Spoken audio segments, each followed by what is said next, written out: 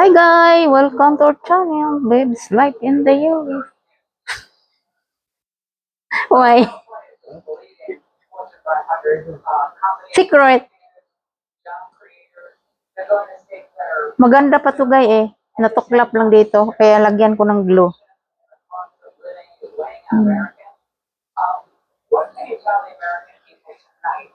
I don't like to throw this guy because this is good.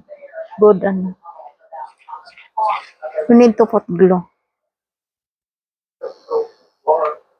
We understand this is a challenging time, and the president and the cabinet were basically believe that he had to take this opportunity to prevent having an Need to add the glue guy.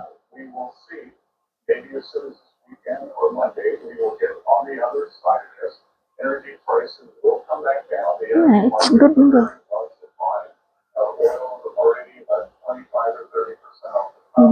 Gasoline Hindi, good na siya. down more than 10%. Oh, see? So I am very confident that the challenging Add glue lang. gasoline will pass Kasi glue lang naman din yan nilalagay nila dito guys eh. underlying inflation supplies on the downside. Bye guys.